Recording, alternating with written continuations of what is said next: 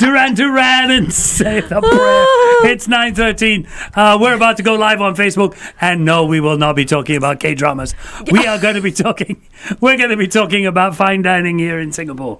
But we can talk about K-dramas. No, Because now I found out that you love K-dramas too. Are you Later. kidding me? Stop it. Okay. Stop it, people. He's not going to get between this. It's No, like no. 2 against 1. I know. We win. I've lost already. Say stuff for the Facebook, eh? Okay. Yeah. Okay. But we're talking about something really interesting, and I think you have a lot to share with us today. Of course, we welcome to our studio ST Senior Food Correspondent Hsueh Yun, talking about this article, Rest in Peace, Fine Dining in Singapore, Not So Fast. We have seen Michelin-star restaurants close. Yeah.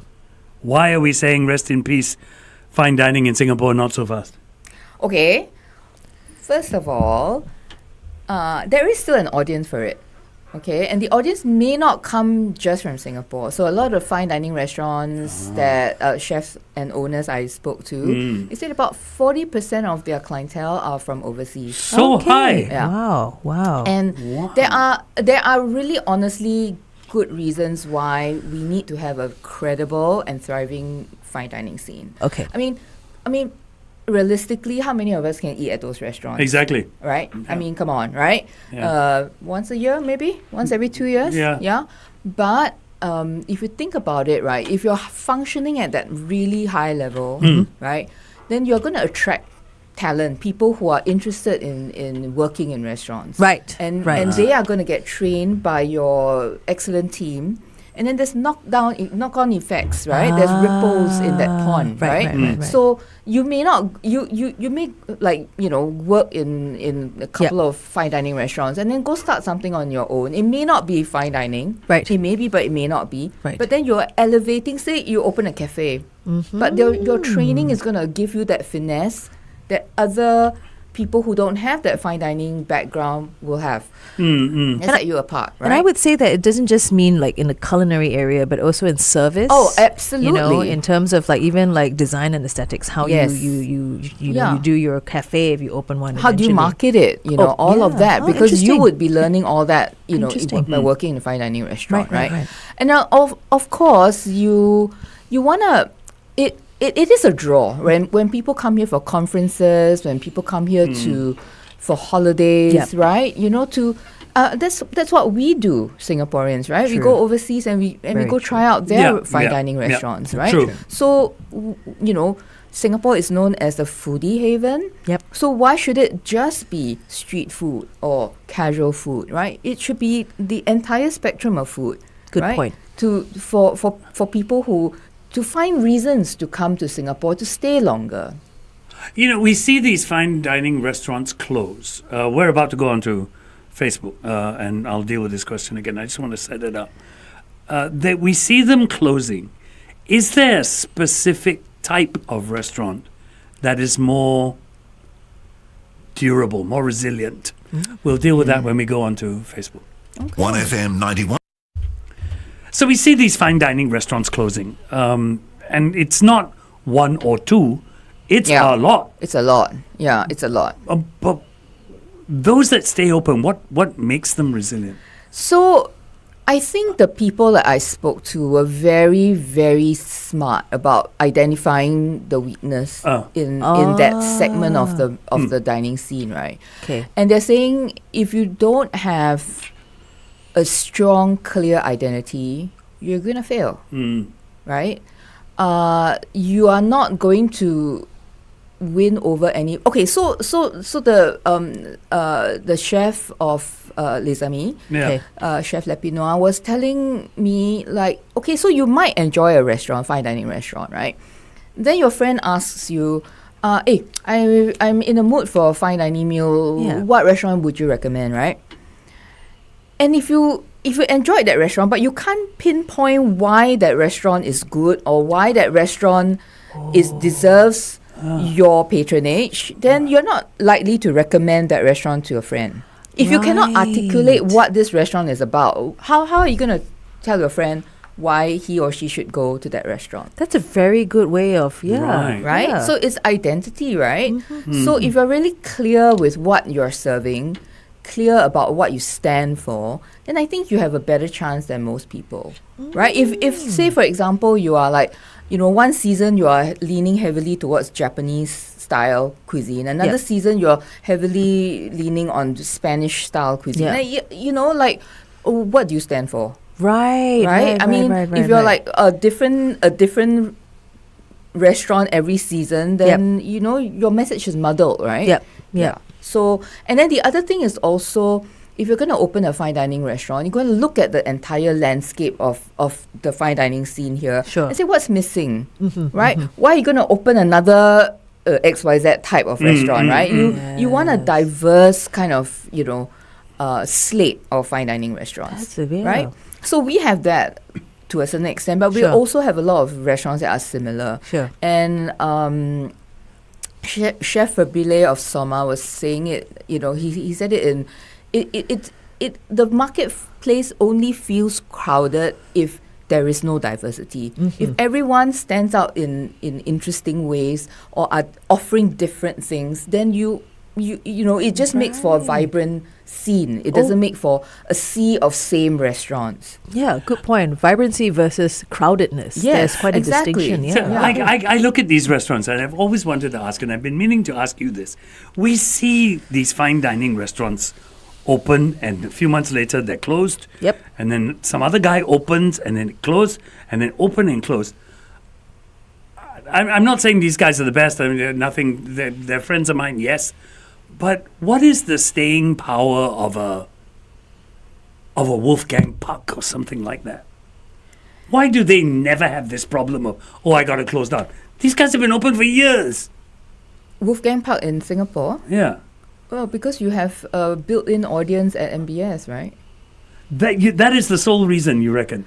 I don't know, and it's also the name brand recognition of I think what it takes, right, is relentless pursuit of perfection, and it's tiring. Which is Puck, yeah. It is very, very tiring. You have to continuously update your dining room. You've got to send your front of the house people to go learn about things so that they can talk intelligently to your guests. You've got to relentlessly push your kitchen team to outperform every single day. Wow.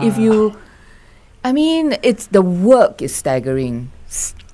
Staggering. In a market as small as Singapore, then does that make this even viable? It is viable because there will be people who have the money to spend and who want to impress, their guests, their business associates, right? True. And we have a healthy number of visitors coming to Singapore. Not all of them are eager to only eat hawker food, right? You got to offer people, a variety of restaurants. No, like you said, it's exactly how we are when we go overseas, right? Yes. You mentioned we also want to go to the fancy places because it's for the experience. Yeah, right? So I think it's the same for and because we're Singaporean, we're really used to code switching. One breakfast in a hawker center, lunch in a cafe, dinner at a upscale restaurant, right? We see no problem. We morph from one place to another. And we're very comfortable eating at all segments of the the dining scene, right? That is true. Yeah, so we need to offer that to other people like us, right? We keep the shoes in our car, all the fancy shoes, the slippers for morning. Oh yeah, we keep in our car. Absolutely. Yeah, and then we swap out the bag. Correct. We put on a brooch, right? Yeah, you and I, we need to park next to each other, and then we show off each things. Yeah, girl. We talk about these fine dining restaurants. Diners today, do they care less about formality? Yeah. And more about the food?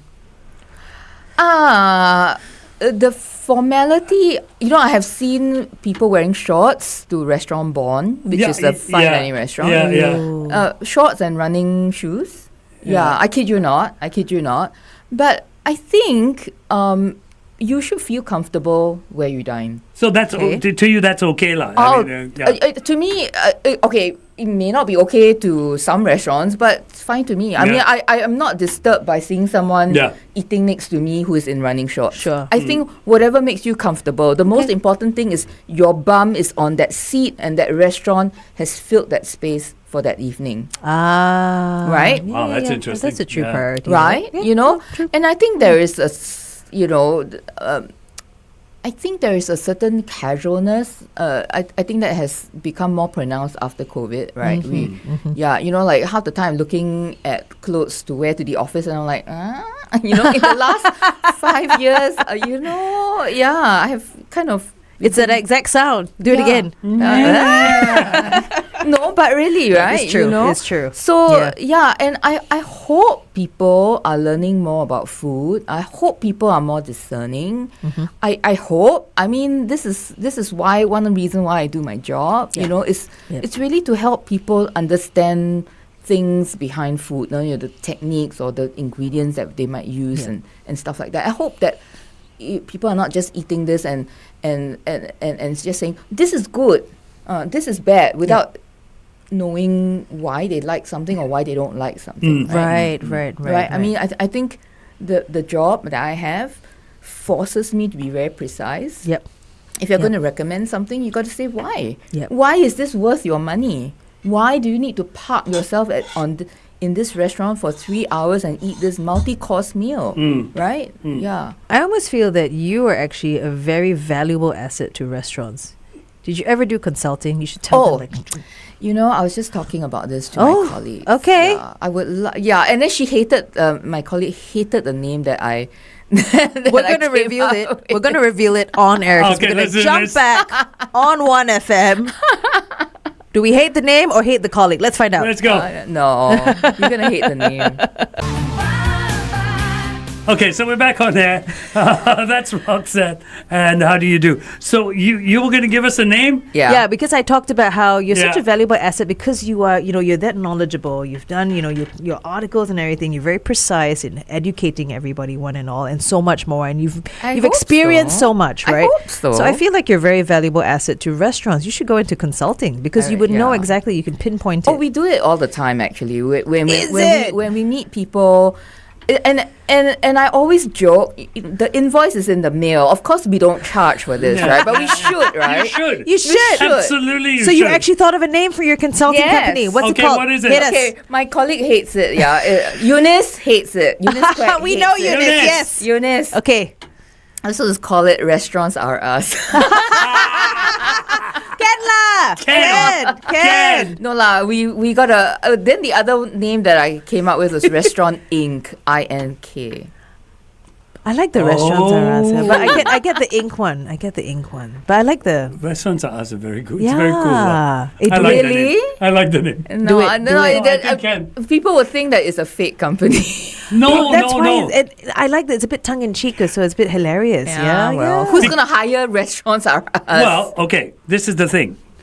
People who would hire it, you take a look at, we talked about sameness in F&B and how we need diversity so that the space doesn't look crowded, Yep. right? Are some of these so-called fine dining restaurants just playing it too safe? Sometimes you have to please the customer, right? I mean, Yeah. well, no, not sometimes. All the time you have to please the customers. Let's face it, right? I mean, yeah. in this day and age, right? And if you feel that this is where the market is going, it's very natural for you to go in that direction, Sure. right? Sure. So when I was writing about the proliferation of pizza places in Yeah, Singapore, right, and how I mean, if you're gonna open a pizza restaurant now in Singapore, would you open one that serves Neapolitan style pizza? Because why would you? There's like 5,000 Yeah, and correct. Exactly. right? So you would, want to do something Diversify. different. Yeah. So I'm gonna say now, Singapore doesn't have a Chicago style deep dish pizza place. Yes. So True enough. right? Yes. I mean, Somebody do we it, please. might have had it some time ago or Yeah. whatever, but That's gone, wouldn't you yeah. want to look for something that is different, right? And offer, even the genre might be similar, but then your offering is different. So it can be done. The point is that it can be done. It to can be done. Diversify. You really know. just need to be brave and like commit to a concept and follow it through. I can see Interesting. how, that actually makes a lot of sense. Makes Yeah. a lot of sense. Okay. Mm. Yeah. Okay. You, me? Okay. So I want to ask about this. With premium like ingredients so easily available, you find it at supermarkets, you can get it really easily online. Has fine dining kind of lost its wow factor? I don't think so, because a lot of us are not going to be able to cook at that level in our home kitchens. Sure. Okay, so if you were the kind that, if you were someone who really loves steak, for example, right? Yep. And that's the one thing that you cook really well. You've got your you've got your reverse sear going, you've got your sous vide thing, all down pat, right? Then I would say, why would you go to a steak restaurant? Because you can get Rubia Gallega beef, right, from Spain. Yes. You can get any kind of, dry age, whatever, in whatever cut you want, right? So, and then you are going to be eating at home with your friends. You can open any number of bottles of wine without paying corkage, right? And your side dishes in a steakhouse, not difficult to master. No, not this is difficult to do a perfect baked potato or cream spinach or whatever. Yeah. I would say your steakhouse is in danger in that sense, right? Okay. Yeah. So in some ways, some kinds of restaurants may be, predisposed to being in danger. Yep. But say you really enjoy sushi, you can get the freshest fish from anywhere, any kind of fish that almost, I wouldn't say any kind, but almost any kind of fish that a good quality sushiya can get, you can probably get from the same supplier that supplies them. Probably, yeah. But are you going to be able to slice the fish True. in a way that makes sense? Are you going to be able to season the rice and have the right temperature of rice to serve with the fish? No. And also, even if you could, it's just so much work. It's so much work, right? And maybe you don't have the time. You know what I mean? Yeah, and you don't have the time to master these things, because it takes a lifetime, right? True. I mean, you keep hearing about all these apprentices at Sushiya who spend years just making rice. Yeah, just making rice. Yeah. We're going to jump back on our Facebook Live to carry on this great discussion. Please come and join us. The Morning Drive. Yeah, it's so funny. We talk about the apprentices just making rice, and I remember a while back I met Wolfgang and his son wanted to go into the business, so the father said, "Yeah, okay, I'll get a friend of mine to help you." Okay. So he sent his son to Nobu. Whoa. 1 year of peeling potatoes. I'm sure. But it's good. Literally, even because he couldn't peel a potato correctly. Oh gosh. Wow. Because apparently Nobu has a way of peeling a potato. But 1 whole year. And 1 whole year to learn how to peel potatoes. No, it's just really to break the kid down. It's breaking him down. That's all it is. Come on. But it's breaking them down. It's like dad saying you think it's that easier. You think what I do is really easier. Yeah. Right? That's what he's doing. But now he's got his own restaurant and he's having a great time. So what's his restaurant? he's got he actually opened a restaurant in LA where his father opened his first restaurant. Same place. Oh, wow. Can't remember the name now, but it's exactly the same unit. How old's the kid? Now he is just over 30, 31. Okay. Yeah. His Quite name nice. is Byron. Oh, he's got a few sons. He's got a few. So Byron. which is this Byron? Ah. Yeah, really, really interesting. Alamak. Byron's a cute kid. He's really nice. Young diners, are they still doing the whole tasting menu anymore? And does that even matter? I think there is a group, from what I gather from the chefs, right? Like Odette, Chef Royer, was telling me that they're getting younger people coming in their mid-20s to 30s. Coming in, they save up. Wow. Yes. And they go eat. Yes. Because, and you know how many chefs I've spoken to, young chefs, who really, when they were in army, when they were in JC, because they were so interested in that field, right? They wanted to be chefs. They wanted, so they would save up, and then they would go have a blowout meal. Yeah. Right? Yeah. And they would collect restaurants. Yeah. You I've know? seen that. Like my husband and I were eating at Milos, the restaurant. Oh, yeah. At MBS, right? And then next to us was this really young girl, and she was so excited. It was so wonderful to see, Yeah. And we overheard that she said, like, I saved up. Yeah. And I just want to try this place. Oh, and I think it was so endearing. Like, the serving staff were like, hey, paying Yeah. her a little bit more special attention. And Yeah. she was just really relishing every moment. It was Yeah. so nice to see. Because Yeah.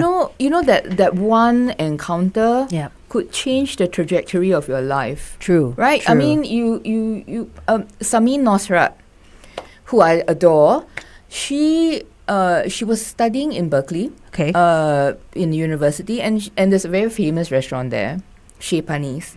And she and her boyfriend at the time went to the restaurant. They had saved up, and they went there, and they were wowed by it. And she was so taken by the experience, she went in and asked for a job. Wow. He ended up working in Chez Panisse, and she ended up writing this blockbuster book, and now she's got another blockbuster book. So that first experience can change a lot in a person's life, right? Yes. Yeah, yes. she wanted to become a writer, so in the end, she married both loves, right? That's fantastic. But there you go, right? But it shows. It Yeah. shows that, these moments are very special. And it's good to see that the younger generation Exactly, right? are actually thinking about that, giving themselves that experiences, even if they have to save up. Yeah. It's good that they're really saving. I mean, come on. I think it's just right that you're if you want to eat at a high-end fancy restaurant, that you commit to funding part of it at Yes. least, Yeah, right? yeah, yeah, absolutely. Why should mom be shelling out for this? I'm No. glad. Your children, are you listening? I will shell it out, then I'll go I hope, without my I hope child. my children are listening. No, I would never pay for my phantom children to be eating at a high-end. Yeah, lah, place. so I will shell out. I- Correct lah, I'll shell out, and then I go. You know what I mean? yeah, right. Why don't you go yourself? Yeah, right. Why are you? Yeah, So, You see, Jill's a bit. She's like, Yeah. she's very subdued. So here's the thing.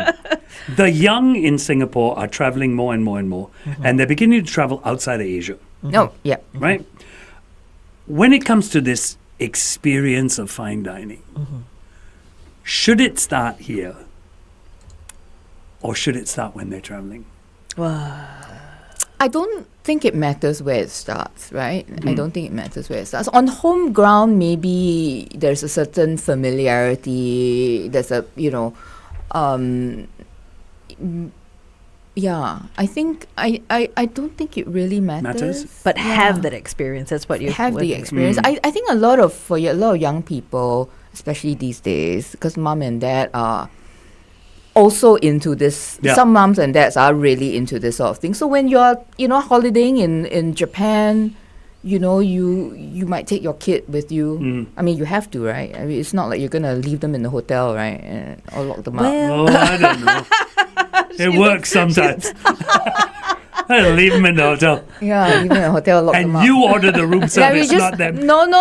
What room service? Cup noodle. for the convenience Whoa. store, they got good stuff. There you go. For the Convenience store, sandwich, yeah. Ah, there you Wow. go. There you go. So I Dang. think a lot of children would have accompanied mom and dad to these kinds of restaurants, Yeah, right? yeah. So it really doesn't matter where your first experience is, just as long as you take something away from it and you appreciate it for what it is, right?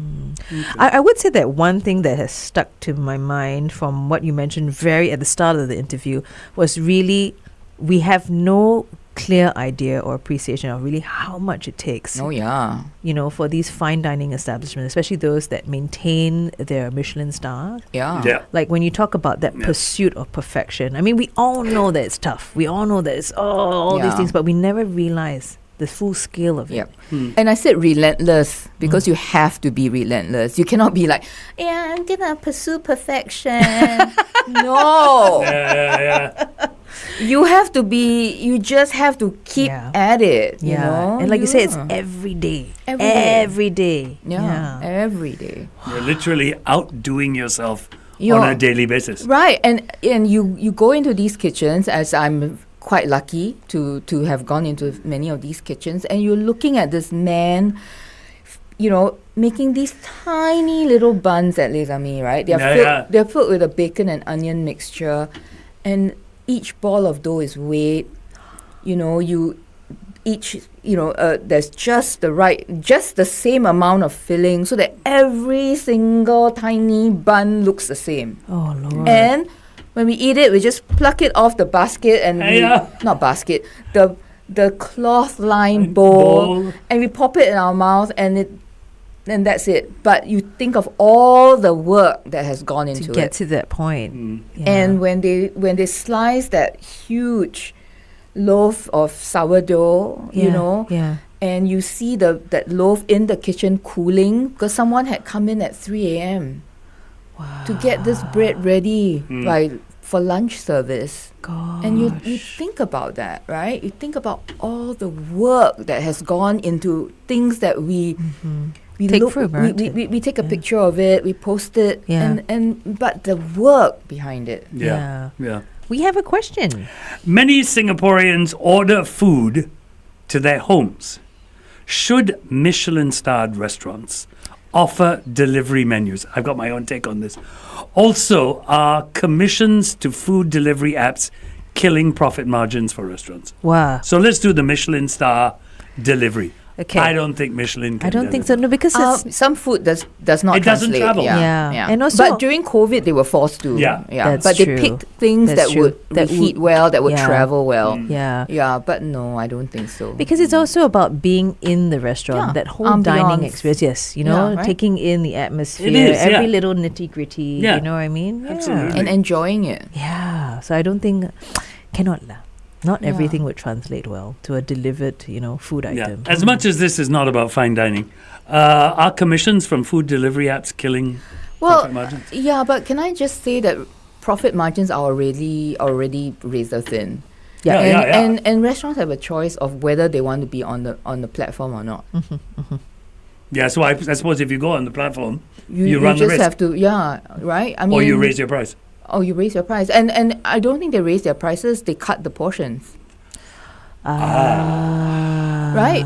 Okay, yeah. So if That you makes were more if sense. you were to go to say XYZ restaurant Yeah. and you order something and you go there Yeah. in person, you order takeout versus when you have it delivered. I think that's the yeah. hack there. That's the hack she's providing with us. Huh? Go there and Yeah. get takeout and Yeah. pick it up yourself. Yeah. Okay, Hell Kitchen, Gordon Ramsay. Is there merit to toughen these wannabe chefs, or should we be supporting these strawberry generation chefs? An interesting question. Oh, come on. Cut the chef some slack. Cut the yes. Is there really even a strawberry generation chef? Yes. Really? Yeah. It's such a tough job. Yeah. How can you survive if you're strawberry? Many don't. Yeah, okay. Yeah. Yeah. I mean, before Shatek closed, you know, let's see a typical cohort. How many percent actually Make are it up. still in restaurants True. 5 years after they graduate, right? True. Same thing with all the other cooking schools, right? Yeah. Yeah, the dropout rate is quite high, right? Yeah. Okay. I think the strawberry generation. I mean, if you are a fragile person, and you want to work in restaurants, and you don't toughen up, the restaurant industry is going to eat you up. For sure. It's really it's just that it's just Yeah. it's Darwinian or whatever you know. Yeah. Yeah, it's one of those industries, right? So I would okay, first of all, you got to identify a strawberry chef, strawberry generation chef. How would you know that? How would you know if that Okay. person is a basket case? I don't know. I don't know. Basically, Right? super sensitive. I mean, if the food is super okay, how will diners know this? Your staff, your crew, your kitchen team would know it. Yeah. But how would the diner know this? This is true. So the diner judges based on how the food tastes, right? Right. True, so if the true, food tastes good, and if it's served well, the experience is good. I don't care if the Yeah. chef is a strawberry generation chef. Also true. You know. Yeah. You know, does it matter? That's No. true. Yeah, I think being a strawberry generation chef probably affects the kitchen more than it does Exactly. the diner. Yeah, and if you're seriously unable to hold it together, it will show in other ways. And I don't think you'd last for very long. Yeah, you wouldn't. Yeah. Yeah, the restaurant industry, like I said, will eat you up. Yeah, your food will taste of tears, you keep crying. Very Because salty. you like whining. Oh, Very salty. You're whining all day your long. sourdough extra sour. Yeah. We are going to jump on air in just a bit, and we're actually going to ask some quick fire questions Yes, to Oh you. man! No, you're very good at them. Yeah, You come are on. super good at that. Because it's either that or shall we talk about K-dramas? No. We'll do quick fire questions. really hates it. We're not going to Super talk hates about it. K-dramas. We are not in Korea, and I do not look Korean. Yeah. You don't have to look Korean to like K-dramas. I know, right? And it's FD. got English subtitles. Everybody, I swear, Yeah. everybody who watches K-dramas now, 6 years from now, all going to look Korean. Huh? I don't telling mind you. though. They've got really good skin. Yeah, I they've don't got. mind. I wish I had Korean Right? skin. Yeah. Yeah. Okay, let's go. Oh no, I'm worried now. Okay, no. No, it's a good thing. It's a good thing. I don't mind looking like the Koreans in 6 years' time. Before we That's get to the quick fire questions, though, yeah, after writing this piece, yeah. are you more hopeful or more cautious about? More hopeful. Really? Yeah, I was. good. I have to say, when I started the reporting for this, I was Mm. like, how do you even? I was thinking about this end of last year, obviously, before I went on vacation, and I was like, why? Nobody eats this way anymore. Sure. But they sure. showed me why it was important, right? That's the thing. I mean, you could write a story that says, yeah, but without any real compelling reason why, right? True. Yeah, but sometimes we get tunnel vision, and it's good. Okay. And I was so lucky because everybody was super eloquent and super lucid. Oh, good. Can I just say, chefs, bravo! Yeah. I mean, honestly, it was so hard to contain it, the story, Yeah. because there were so many good points that Sure. people made. Yeah. Sure. That's because you caught all the chefs before the half a bottle of wine. Oh, maybe. That could be really- Okay, so quick fire questions, real quick, before we end. Open kitchen, closed kitchen. I like a closed kitchen. Oh, really? Yeah. You don't care how it's done. You don't want to see. I don't Not really- interested. lah. You, Just give me the when food. you're eating the food, focus on the food. Don't focus on what's happening in the kitchen, Okay, right? okay. Got a point. Right. Got a point. Yeah. Got a point. Which one breaks the experience faster, service or food? Service. Yeah, that's what I thought too. Would you rather pay more for ingredients or technique? That's a good question. Wow, this is not a quick fire question. No, it's quick fire, but slow ponder. Yeah, slow Yes. ponder, quick fire. I think if you have great ingredients, you don't need to do much with it. Okay. Yeah. Okay. So Okay. ingredients. Okay. Well done. Okay. Thank you very much. Thank you so Thank much for you, joining guys. us here, and Happy New Year. Welcome Happy back New to Year. Singapore. Hearing Yes. about your recent trip. Oh man. On to a good year, huh? I hope restaurants get a break this year. Okay. Okay? Let's all hope for that. Please, yeah. Please. Anyone listening, cut them some slack. Please. Let's do this. Yes. The Morning Drive on 1FM 90.